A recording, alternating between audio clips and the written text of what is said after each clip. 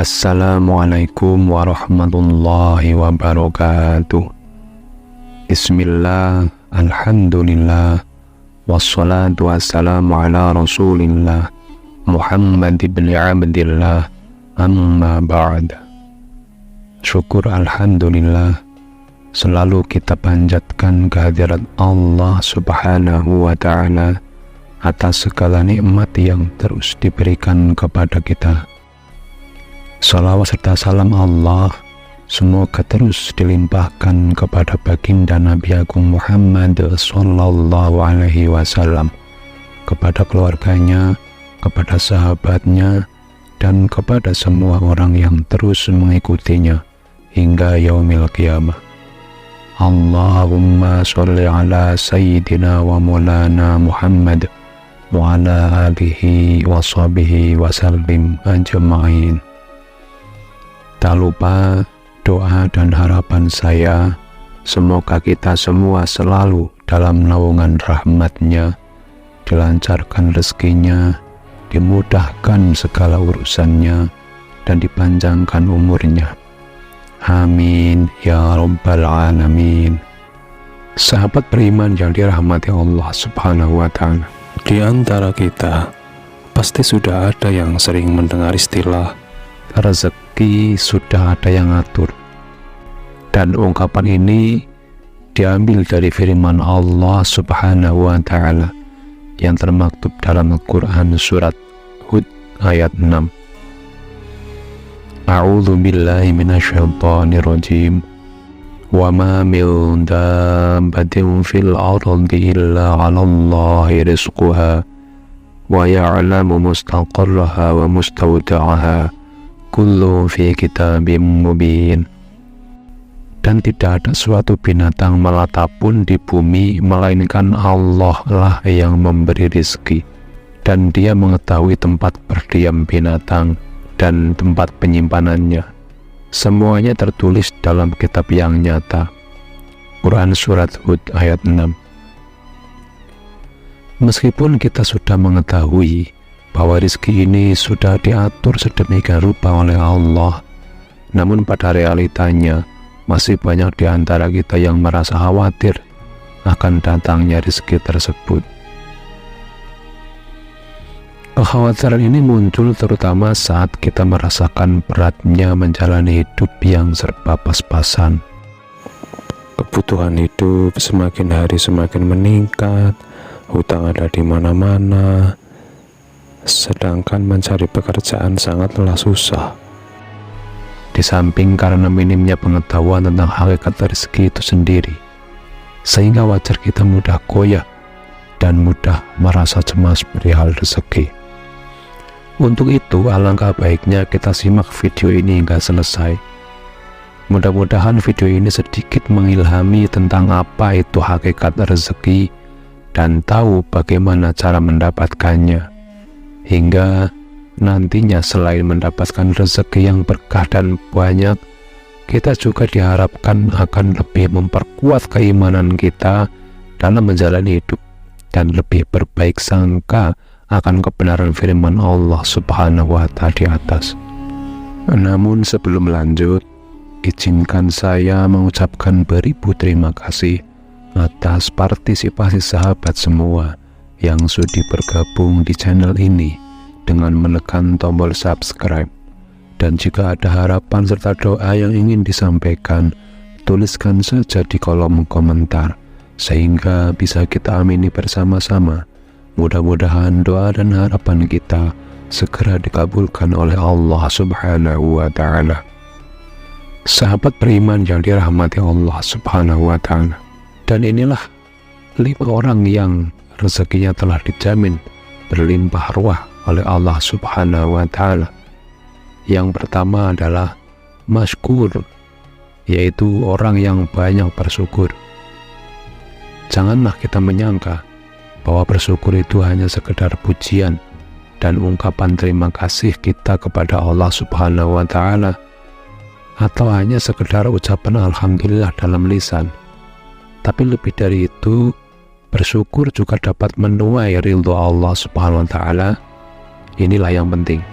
bahkan bisa menjadi sebab terbukanya pintu rezeki di dunia yang melimpah ruah. Dalam Al-Quran surat Ali Imran ayat 145, Allah Subhanahu wa Ta'ala berfirman, "Wa sanajzi syakirin," yang artinya kami akan memberi balasan kepada orang-orang yang bersyukur. Imam At-Tabrani menafsirkan ayat ini dengan membawa riwayat dari Ibnu Ishaq. Maksudnya adalah karena bersyukur Allah memberikan kebaikan yang dijanjikan di akhirat, dan Allah juga melimpahkan rezeki baginya di dunia. Tafsir At-Tabari. Yang kedua adalah orang yang gemar bersedekah. Sedekah atau dalam bahasa Arabnya shadaqah adalah pemberian seseorang kepada orang lain secara ikhlas tanpa dibatasi oleh waktu dan jumlah tertentu. Sedekah tidak hanya berarti memberikan harta benda, uang, atau sejenisnya, tetapi melingkupi semua amal kebaikan. Di antara sedekah yang paling ringan adalah memberikan senyuman manis dan juga rasa bahagia ke dalam hati saudaranya. Sebagaimana sabda Rasulullah Sallallahu Alaihi Wasallam, "Tabassumuka fi wajhi akhika laka shadaqatun." Artinya, senyummu di depan saudaramu adalah sedekah bagimu. Hadis riwayat Tirmidzi. Dan di dalam bersedekah ini, selain tentunya memperoleh ridho dari Allah, juga akan mendatangkan pahala serta kebaikan yang banyak sesuai niat bagi pelakunya.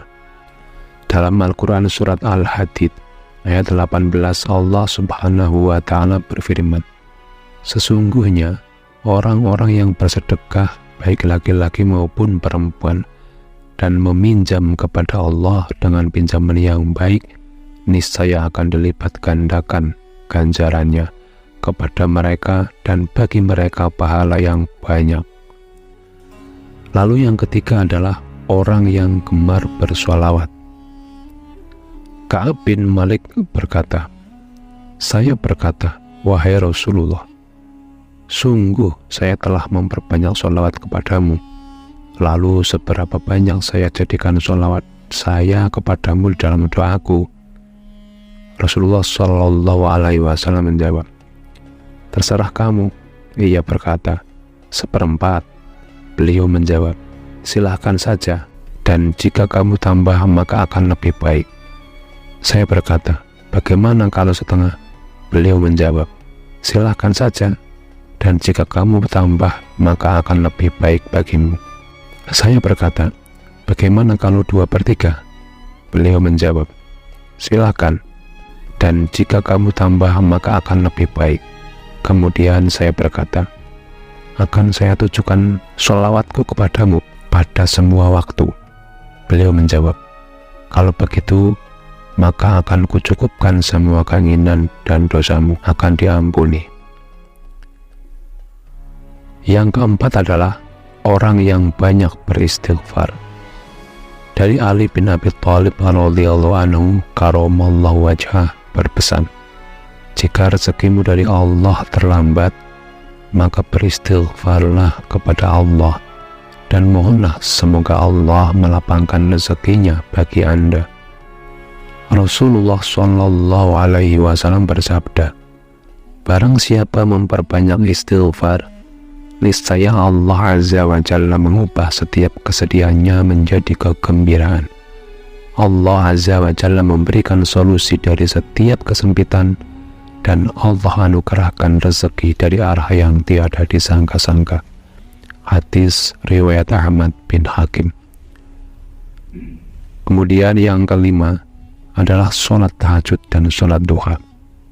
Sholat tahajud merupakan sholat yang dikerjakan pada waktu malam setelah bangun dari tidur, mulai dari masuknya waktu sholat isya hingga masuk waktu sholat subuh. Namun waktu yang paling utamanya adalah pada sepertiga malam terakhir atau sekitar jam 2 dini hari sampai masuk waktu subuh. Karena pada waktu ini kebanyakan manusia sedang menikmati tidurnya di balik selimutnya. Oleh karena itu, Allah menjanjikan bagi siapa saja yang mau mengerjakan sholat tahajud akan diberi keutamaan yang tinggi dan pahala yang banyak. Di dalam surat Al-Isra ayat 76 menyebutkan bahwa orang yang melaksanakan sholat tahajud akan diangkat di tempat yang terpuji. Kemudian sholat duha. Sudah masyhur di kalangan umat Islam bahwa sholat duha adalah sholat penarik rezeki yang paling ampuh jika dikerjakan dengan konsisten dan tentunya ikhlas karena perintah sunnah. Sholat duha paling sedikit dikerjakan 2 rakaat dan paling banyak 8 rakaat. Waktu mengerjakannya sejak matahari meninggi dari ufuk timur sekitar pukul 7 pagi hingga istiwa sekitar pukul 11 siang. Sahabat beriman yang dirahmati Allah Subhanahu wa Ta'ala, itulah 5 orang yang Allah janjikan rezeki yang berlimpah dengan cara Islami yang diajarkan langsung oleh Allah Subhanahu wa Ta'ala dan Rasul-Nya. Jika kita mengerjakannya dengan penuh keyakinan juga istiqomah, maka ketahuilah Allah dan Rasul-Nya tidak akan mengingkari janjinya. Artinya, bagi yang melakukannya benar-benar akan diberi rezeki yang melimpah ruah juga berkah. Amin ya rabbal alamin. Demikianlah yang bisa saya bagikan, semoga bermanfaat untuk kita semua. Wassalamualaikum warahmatullahi wabarakatuh.